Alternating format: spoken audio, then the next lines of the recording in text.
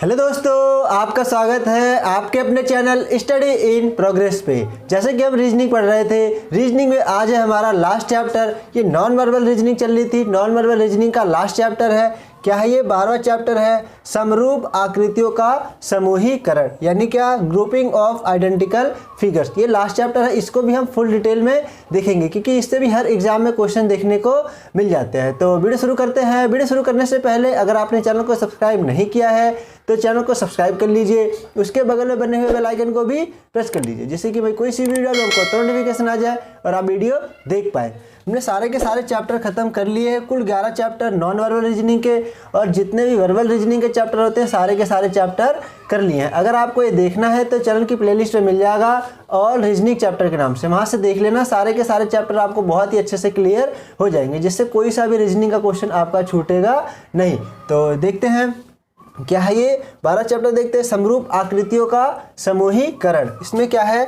Grouping of identical figure, यानी कि हमें क्या बनाना है? समूह बनाना है। क्या है ये?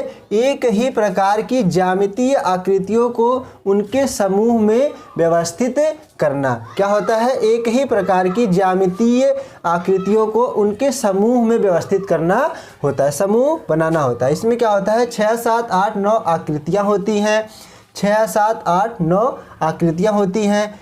इन प्रश्नों में एक समान आकृतियों को क्या होता है? इन प्रश्नों में एक समान आकृतियों को समूहों में व्यवस्थित करके सही उत्तर विकल्प ज्ञात करना होता है। कुल 4 विकल्प होते हैं, उनमें से हमें सही विकल्प को ढूंढना होता है। क्या होता है इसमें? एक प्रकार से संबंधित आकृति को एक समूह में और दूसरे प्रकार से संबंधित आकृति को दूसरे समूह में रखना होता है। समूह कैसे बनाते हैं उसकी ट्रिक है, एक देख लेते हैं थोड़ा, इससे हमें आइडिया हो जाएगा कि कैसे समूह बनता है। समूह किस बेस पे बनता है? समूह बनाने यानी आकृतियों का समूहीकरण ज्ञात करने की ट्रिक। क्या होता है इसमें? सरल या वक्र रेखा खंडों द्वारा निर्माण के आधार पर। कैसे? सरल या वक्र रेखा खंडों द्वारा निर्माण के आधार पर हमें करना होता है कि एक समूह बना सकते हैं। छाया या रंग, क्या होता है? कोई जैसे आकृति है उसमें छाया या रंग के आधार पर समूह बना सकते हैं। खुली या बंद आकृति होने के आधार पर समूह बना सकते हैं। रेखा खंडों की संख्या के आधार पर समूह बना सकते हैं, यानी रेखा खंडों की संख्या 1, 2, 3, 4 उसके बेस पे बना सकते हैं। आकृति में निहित भाग के आधार पर समूह बना सकते हैं। तो कुल इतने हैं, इनके बेस पे हम समूह बनाएंगे। जो जो एक समूह में आएगा वो एक समूह में रखेंगे, जो अलग समूह में आएगा उसको अलग समूह में रखेंगे। इसी के बेस पे क्वेश्चन सारे करेंगे। तो अब देखते हैं क्वेश्चन। ये क्वेश्चन आपको स्क्रीन पे दिखेगा, सारे के सारे क्वेश्चन आपको स्क्रीन पे दिखेंगे। जिसमें पहला क्वेश्चन आपको स्क्रीन पे दिख रहा होगा, क्या है उसमें? उसके लिए निर्देश है, निर्देश देख लेते हैं। सबसे पहले नीचे आकृतियों का एक समुच्चय दिया गया है जिनका वर्गों में समूहीकरण किया जा सकता है। दिए गए विकल्पों में से उस समूह को चुनिए जिसमें आकृतियों को वर्गीकृत किया जा सकता है। तो क्या है? 4 ऑप्शन दिख रहे हैं। 4 ऑप्शन में से हमें ग्रुप बनाना है, समूह बनाना है। वो समूह हमें बताना है कि किस ऑप्शन में दिख रहा है। तो समूह कैसे बनाना है मैंने अभी बताया था ट्रिक, उसी के बेस पे हम समूह बनाएंगे। तो क्या है? जैसे अगर हम पहला देखें, एक को देखिए, इसमें क्या है? त्रिभुज, यानी त्रिभुज की आकृति बनी हुई है। एक यहाँ त्रिभुज दिख रहा है और आगे हम देखें तो एक यहाँ त्रिभुज दिख रहा है और एक त्रिभुज यहाँ दिख रहा है। तो एक में दिख रहा है हमें 1, 4 और 9। 1, 4, 9 में हमें त्रिभुज दिख रहा है, तो एक समूह ये बन गया 1, 4, 9। आगे अगर हम देखें तो ऐसी शेप है यहाँ 2 में, और ऐसी शेप हमें कहाँ दिख रही है? आगे एक यहाँ दिख रही है और आगे देखें तो यहाँ। तो कहाँ कहाँ? 2, 2, 5 और 8। 2, 5, 8 में हमें ऐसी शेप दिख रही है। और आगे देखें तो 3, 6 और 7। 3, 6 और 7। 3, 6, 7 में क्या है? पत्ते की संरचना हमें दिख रही है। तो ये हो गया हमारा ऑप्शन सही, जिसमें हमें ये मिल रहा होगा ये ऑप्शन हो जाएगा हमारा सही। तो ये हमें किस में दिख रहा है? ये हमें दिख रहा है ए ऑप्शन में, तो ए ऑप्शन हो गया हमारा सही। बस ऐसे ही हमें समूह बनाना होता है आकृतियों को देखकर। आशा करता हूँ कि आपको ये समझ आ गया होगा कि कैसे ये समूह बने हैं। क्या था इसमें त्रिभुज था, पहले में हमें त्रिभुज दिख गया। दूसरे में क्या था? ऐसी आकृति दिख रही थी, तो ऐसी आकृति हमने देख लिया। तीसरे में क्या था? लीफ यानी पत्तियाँ दिख रही थी। 3, 6 और 7 में पत्तियां दिख रही थी, तो हमने एक समूह यह बना लिया। तो ये हमें किस ऑप्शन में दिख रहा है? ए ऑप्शन में। तो ए ऑप्शन हो गया हमारा सही। अब नेक्स्ट क्वेश्चन देखते हैं। नेक्स्ट क्वेश्चन का भी निर्देश क्या है? निर्देश वही है, क्या है? नीचे आकृतियों का एक समुच्चय दिया गया है जिनका वर्गों में समूहीकरण किया जा सकता है। दिए गए विकल्पों में से उस समूह को चुनिए जिसमें आकृतियों को वर्गीकृत किया जा सकता है। इसमें भी हमें क्या करना है? वर्ग बनाना है, समूह बनाना है। जो समूह बन जाएगा वो वाला ऑप्शन हमारा सही हो जाएगा। तो समूह बनाते हैं।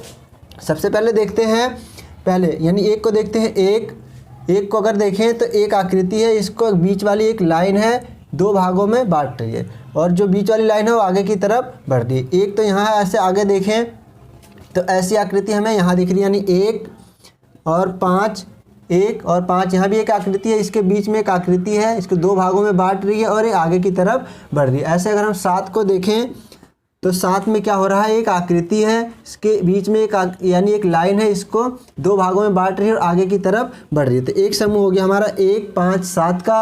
और आगे देखें, अगर इसको देखें तो 2 को देखें तो एक आकृति है, इसके बीच में इसको 2 लाइनें हैं, 2 लाइनें इसको 3 भागों में बांट रही हैं और एक वाली जो एक लाइन है ये आगे की तरफ बढ़ रही है। तो ऐसे अगर हम देखें तो 2 यहाँ है और इसको अगर देखें तो 2 और 3 को देखें तो 3 में भी क्या है? 2 आकृति हैं, यानी एक आकृति है, इसके बीच में 2 लाइन है और एक लाइन आगे की तरफ बढ़ रही है। तो 2, 3 और ऐसे देखें यहाँ 4 में क्या है?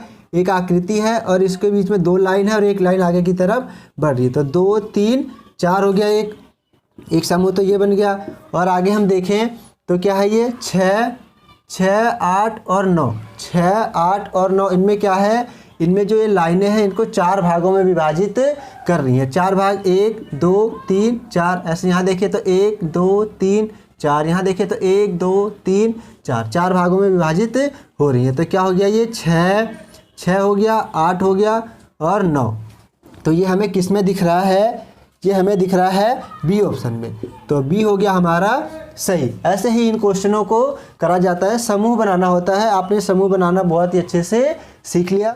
अब नेक्स्ट क्वेश्चन देखते हैं। ये क्वेश्चन भी आपको स्क्रीन पे दिख रहा होगा। क्या है इसमें ये वाली यानी कि 9 आकृतियां दिख रही हैं, इनको भी हमें समूह में अरेंज करना है। किस में आया हुआ है? ये CBI में आया हुआ है। तो क्या है? इनको भी हमें समूह में अरेंज करना है। तो समूह में अरेंज करते हैं तो देखते हैं कैसे इनका समूह बन सकता है। अगर हम देखें, 1 को देखें तो इसमें क्या है? एक पूरा सर्कल बना हुआ है और 3 को देखें तो 3 में भी पूरा सर्कल बना हुआ है। आगे देखें तो 6 में भी पूरा सर्कल बना हुआ है। तो वृत्त बना हुआ है, एक में पूरा वृत्त है और 3 में पूरा वृत्त है और 6 में पूरा वृत्त है। तो 1, 3, 6 एक तो ग्रुप ये हो गया। इसमें क्या है?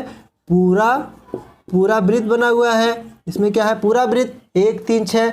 और आगे देखें तो इसमें क्या है? आधा वृत्त बना हुआ है, यानी कि 2 में आधा वृत्त है, 2, 5 में भी आधा वृत्त है और 7 में देखें तो 7 में भी आधा वृत्त है। तो 2, 5, 7 ये बन गया हमारा एक समूह।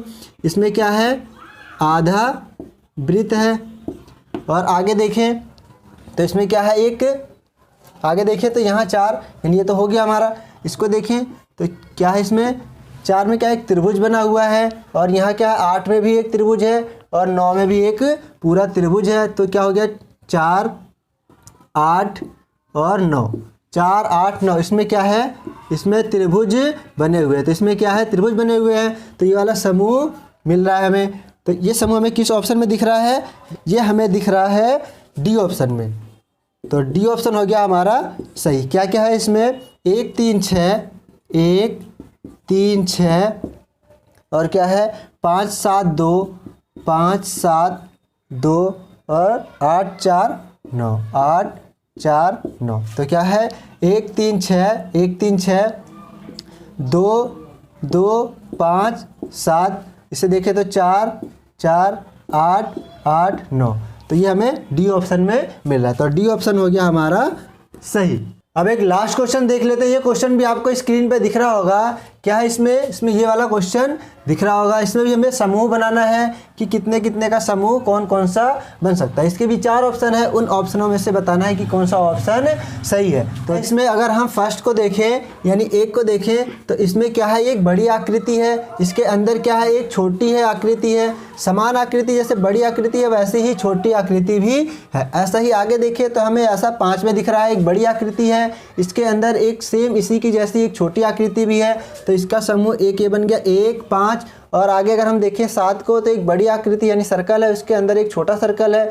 तो बड़ी आकृति की जैसी छोटी आकृति भी सेम इसी की जैसी ही है, अंदर है इसके। तो 1 5 7 एक समूह ऐसा बन गया, बड़ी आकृति के अंदर छोटी समान आकृति।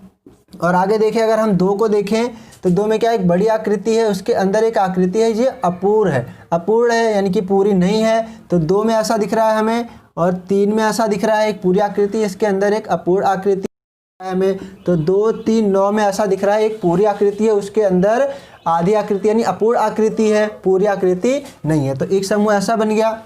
और इसको अगर हम देखें तो ये तो हो गया है। 4 को देखें अगर तो 4 में क्या है, एक आकृति है वो 4 भागों में बटी हुई है। तो 4 में ऐसा हमें दिख रहा है, और 6 में ऐसा दिख रहा है, एक आकृति है वो 4 भागों में बटी हुई है। अगर आगे देखें 8 को तो 8 में भी ऐसा है, एक आकृति है 4 भागों में बटी हुई है। तो ये समूह बन गया 1 5 7 2 3 9 4 6 8। ये हमें किस में दिख रहा है, ये समूह हमें दिख रहा है बी ऑप्शन में। तो बी हो गया हमारा सही। ऐसे ही आसान आसान क्वेश्चन होते हैं जो इस चैप्टर से रिलेटेड होते हैं। आज रीजनिंग का लास्ट चैप्टर था, हमने सारे के सारे चैप्टर बहुत ही अच्छे से खत्म कर लिए। अगर आपने सारे के सारे चैप्टर नहीं देखे हैं तो देख लेना, चैनल की प्लेलिस्ट में मिल जाएगा ऑल रीजनिंग चैप्टर के नाम से, जिससे आपको रीजनिंग का सारा चैप्टर बहुत ही अच्छे से क्लियर हो जाएगा। अगर आज की वीडियो आपको अच्छी लगी हो तो वीडियो को ज़्यादा से ज़्यादा शेयर करें और चैनल को सब्सक्राइब करें, ऐसे ही अच्छे से रीजनिंग को फुल डिटेल में चैप्टर वाइज पढ़ने के लिए। तो वीडियो देखने के लिए आपका बहुत बहुत धन्यवाद। Thank you.